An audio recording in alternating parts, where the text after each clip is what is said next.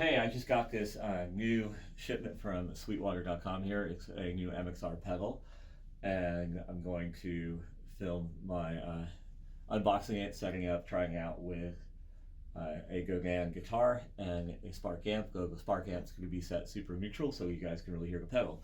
So I love Sweetwater. It's a great company. No, they're not giving me any sort of incentive for doing this other than I think they're great.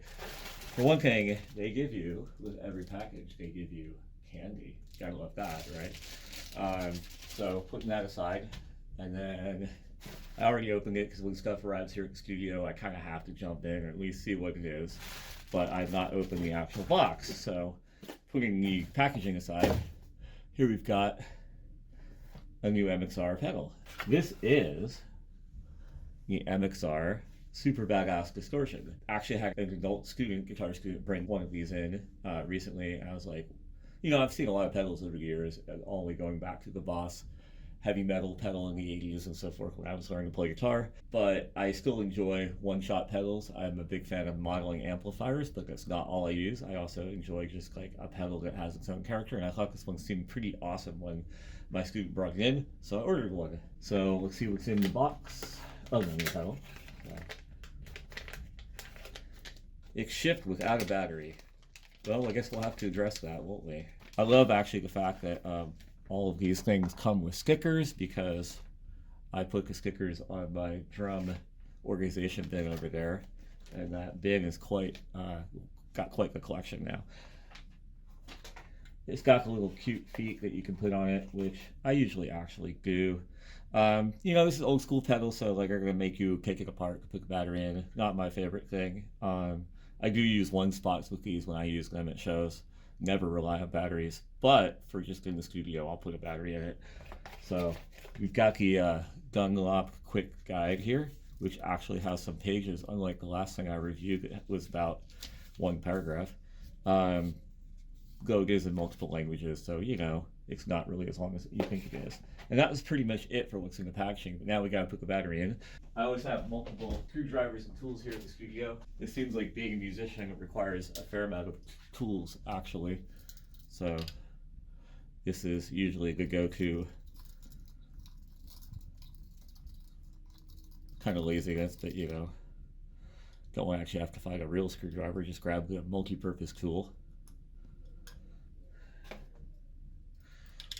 I'm going to put the feet on this after I change this. It might be quite a while before I change this again, because as I said, I don't really use the batteries much.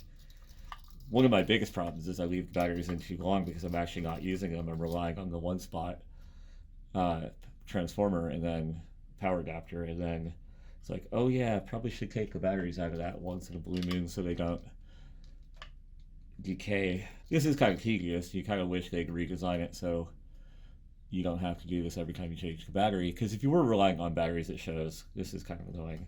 But the flip side of that is, you know, cables are annoying too, like having one spot cables that you always have to be worried about plugging in if you like your pedals at the front of the stage and nothing else is at the front of the stage, and you have to run a power supply up there just to power your one spots or your pedal board. That's kind of annoying too.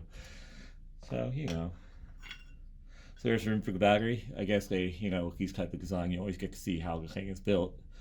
So I always have lots of 9-volts around too. It's another thing about being a musician. Always assume the Murphy's Law of equipment, which is things will work forever until you have a show. That's a weird little thing. I haven't seen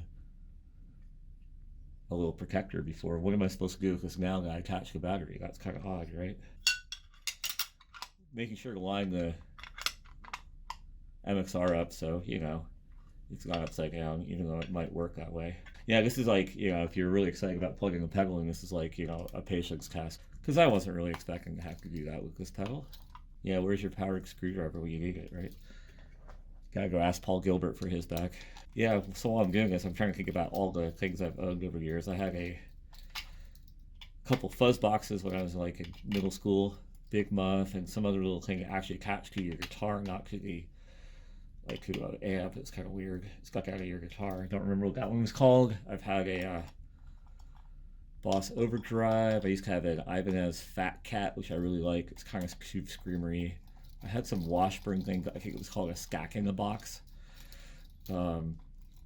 that was kind of cool. So like in high school into like college days, I would use a Spectre amp by Dean Markley on clean, but run either the Washburn Stack in a Box or the Ibanez Fat Cat, and I would chain them in different ways or turn them on at the same time, or just run them separately. And then that got replaced in 1991 by buying a Mesa Boogie Mark IV.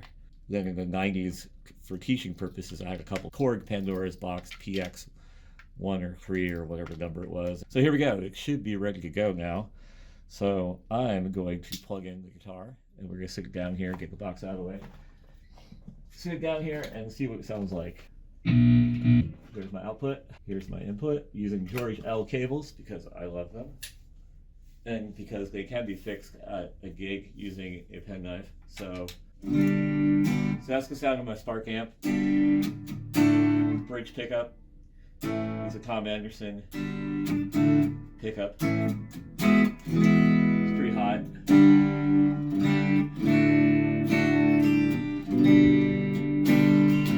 You can see I've got these beautiful yellow strings here.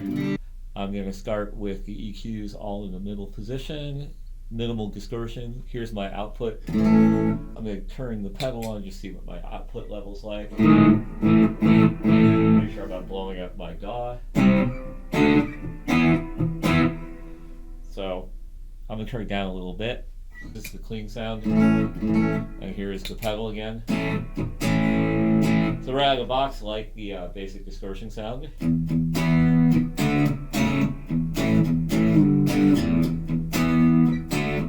I feel like the EQ is, I guess you'd say, transparent, because right now in the middle position it seems pretty much the same as what it was like before the pedal was engaged. Let's just keep kind of amping up the distortion here and see what it sounds like.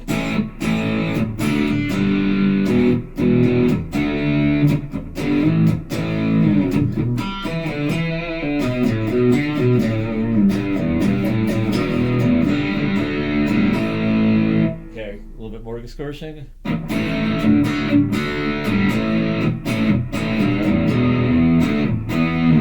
Really clean, really quiet. If I go to my neck pickup for a second.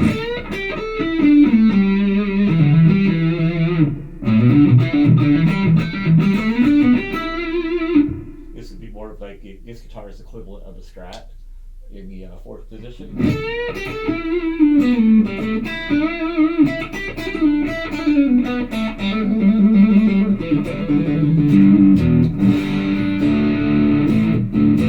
Okay, let's go back to the bridge and see about some more distortion. So this is 2/3 of the way up.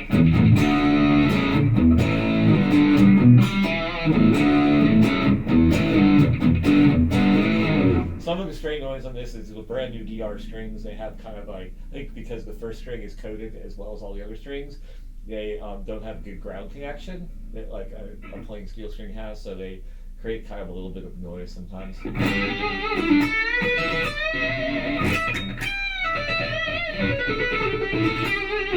But still acceptable noise threshold there. Go all the way up. Yeah, that's a lot. That's some noise there. So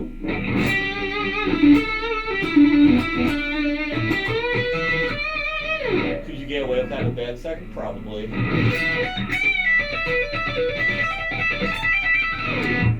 But if I get the pedal out of the noise threshold,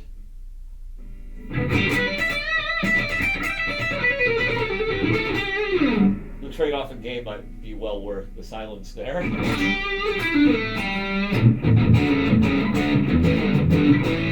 So let's play around with EQ a little bit. So if you scoop the mid, you're getting a little bit more of the heavier sound. And if I also crank these guys up,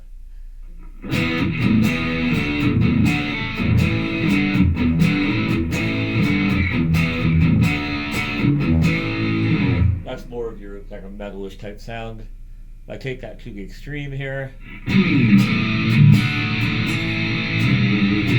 I'm kind of blowing up my DAW. Hold on.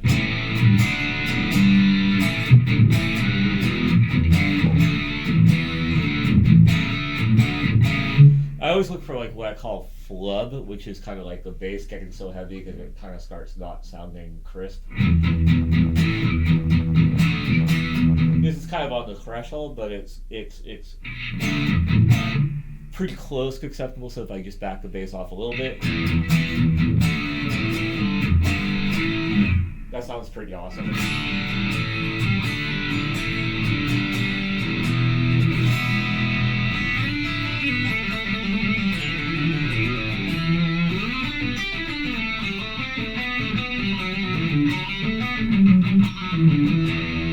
It's still pretty clean, it's nice.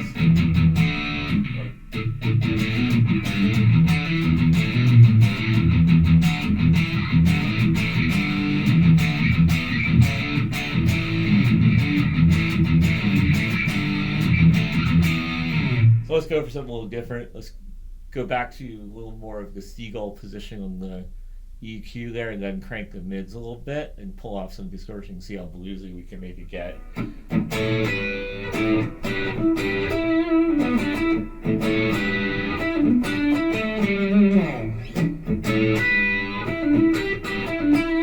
Switch to neck pickup.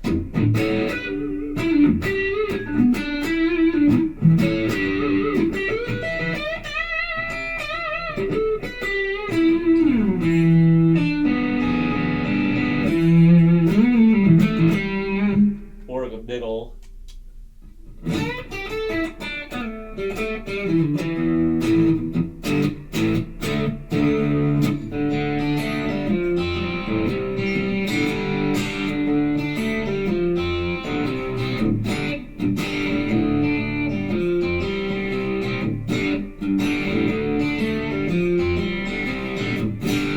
See, a nice pedaling. I've got some, using the middle single, I've got some nice clarity for like picking, even though there's a little bit of grit.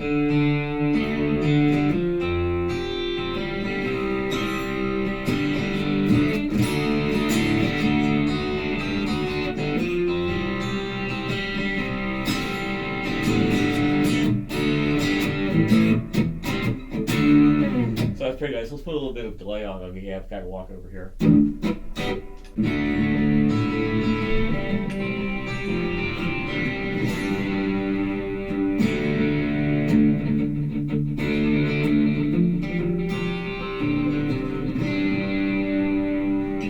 Okay, so just to kind of wrap this up, I mean, my attitude is like, wow, this pedal definitely passes the initial inspection. It's something that sounds cool enough that I might want to just keep it around, even though I have all these modeling amps in this room, just for teaching lessons. I love to have a tone that's just really fun to sit with all day long, and this pedal would give me a lot of options in that regard.